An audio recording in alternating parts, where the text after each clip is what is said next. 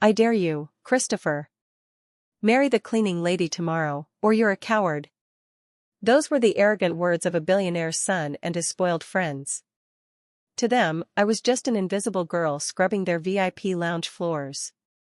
Christopher knelt down with a mocking smile, holding up a cheap plastic ring, and asked, "Will you marry me?" I was outraged by their arrogance, but they didn't know I had a secret of my own. I looked him dead in the eye and said yes. That is how my twisted story began. The moment we walked out of the courthouse the next morning, Christopher turned to me, nervous and annoyed. "All right, you got what you wanted. Here's the cash we agreed on. Now sign the papers so we can get a divorce immediately. My father can never find out about this."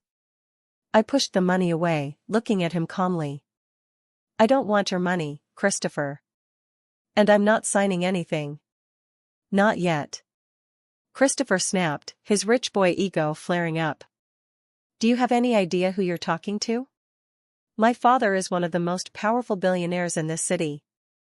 If he finds out I married a random waitress, he will cut me off completely." "Exactly," I replied smoothly. "So you better make sure he doesn't find out. Now, take me to your house." I didn't tell him the real reason I needed to stay tied to him. Not yet. Let him worry. But when I stepped into their massive, cold mansion, I had no idea what dark secrets this family was hiding behind their gold-plated doors. The next morning, I was in the kitchen fixing a simple meal when his father walked in. He didn't just look rich, he looked terrifyingly cold.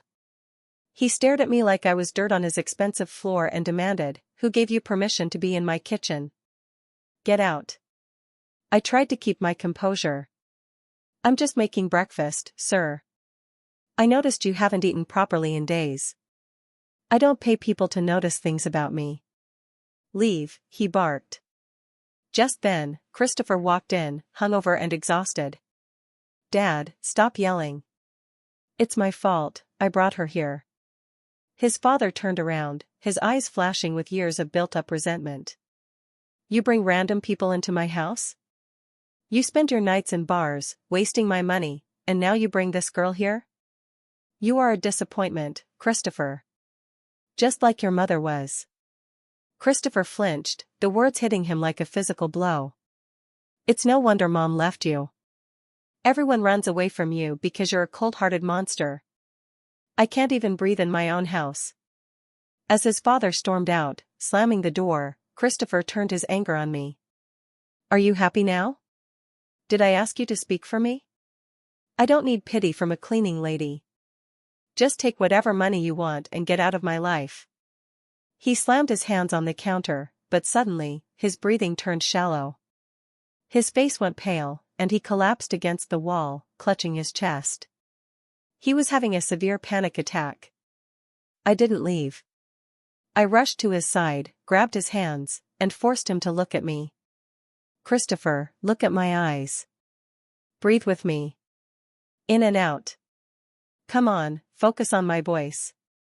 It took 10 agonizing minutes, but slowly, his heartbeat slowed down.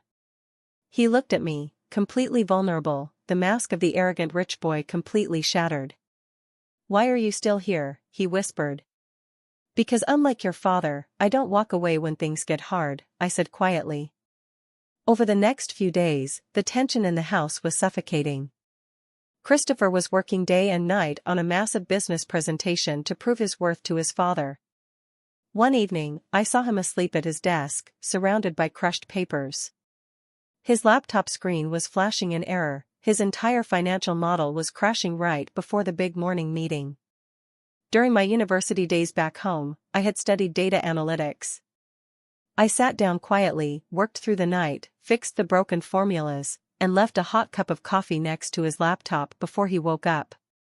That afternoon, Christopher came home, looking stunned. His father walked right past him into the study, but for the first time, he didn't scold him. Christopher walked up to me in the hallway, rubbing the back of his neck nervously. "The presentation, it worked. The data was perfect. Did you fix it?" I just smiled and kept wiping the banister. "The house needs to be kept in order, Christopher. That includes the paperwork. A soft smile broke out on his face, a real, genuine smile. Thank you, Rooney. But the real challenge was the old man. Later that night, I was cleaning the deep storage vault in the basement when I found a beautiful, velvet trunk covered in thick dust. Inside was a gorgeous, vintage silk dress and an old diary. The pages were filled with notes of a mother's love for her son. As I held it, a shadow fell over me. The billionaire father was standing at the door, his eyes fixed on the dress. I expected him to scream, to throw me out. Instead, his shoulders slumped. That was her favorite, he said, his voice unusually cracked and fragile. 17 years ago, she packed that trunk to leave for her birthday trip. She never made it to the airport. A drunk driver took her away from us. The weight of the truth hit me. Sir. Christopher thinks she abandoned him. He thinks she ran away from you. The old man closed his eyes, a tear escaping. Because it was easier for him to hate me for losing her, than to face the reality that she was gone forever. I let him believe it because I didn't know how to look at his face without seeing her. He doesn't hate you, sir, I said softly, handing him the diary. He's just waiting for his father to come back. Let's bring this family home. Let me cook a real dinner tonight. For her. The father looked at the diary, then looked at me, his cold demeanor completely melting away. The kitchen is yours, child. Before the dinner, the father himself brought the velvet trunk to my room. Wear it tonight, he said gently. It deserves to be seen in the light again. At 7 o'clock, Christopher was sitting at the dining table, looking confused. The door opened, and I walked in, wearing the elegant vintage silk dress. Christopher froze. He stood up slowly, his eyes wide, completely mesmerized. Rooney, my God, you look beautiful. His father walked in, wearing a sharp suit, and for the first time in 17 years, he sat at the head of the table not as a boss, but as a father. Sit down, son, the old man said gently. Let's eat together. The dinner was quiet, but the air wasn't cold anymore. They passed the food, they shared small smiles, and the invisible wall between them was visibly crumbling down. I sat with them, feeling a warmth I hadn't felt since I arrived in this country. Christopher looked across the table at me, his eyes filled with a deep, quiet affection. Rooney. I don't even know how to thank you. I was such an idiot. The night I met you, I was just trying to look big in front of my friends. I didn't realize I was meeting the most incredible woman I've ever known. The moment was perfect. Until the front doors violently burst open. It was Robert, accompanied by immigration officers. He walked into the dining room, a malicious, triumphant smirk on his face. Well, look at the happy little family. Sorry to crash the party, old man, but your son's little maid has a secret. Christopher stood up instantly, shielding me. Robert, get the hell out of my house. Oh, I'm not leaving until justice is done, Robert sneered, throwing a document on the table.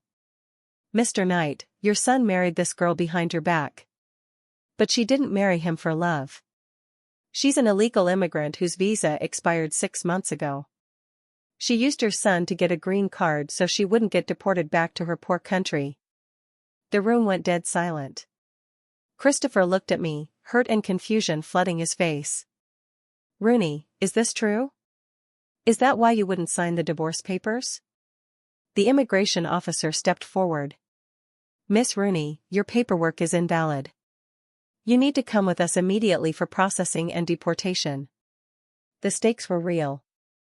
The danger was standing right in front of me. I looked at Christopher, tears finally welling up in my eyes. Yes. It's true. My visa expired. I was desperate to stay in the country to work and send money back to my sick sister. I used the marriage to buy myself time. I'm sorry. Robert laughed loudly. See? She's a fraud. Take her away.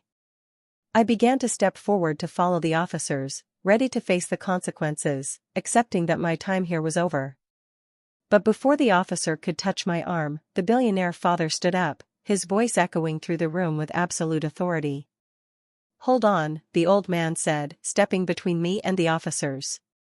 He looked at Robert with pure disdain. "Robert, you think you're clever. But you don't know this family. My late wife, she was a waitress when I met her. She was an immigrant, too. And she had the same fierce, honest heart that Rooney has." The father turned to the immigration officers.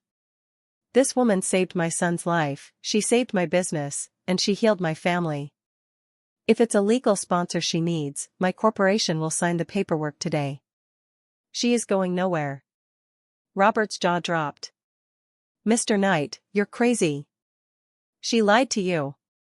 Get out of my house, Robert.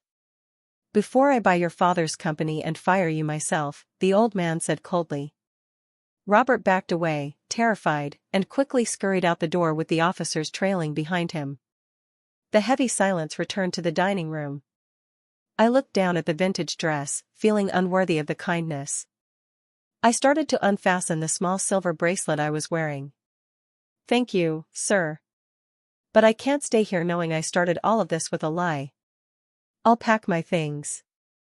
I turned to walk toward the stairs, but Christopher caught my hand. His grip was firm, but his eyes were soft, completely stripped of any past arrogance. "Rooney, wait," he whispered. I looked at him, my heart aching. "Christopher, I used you.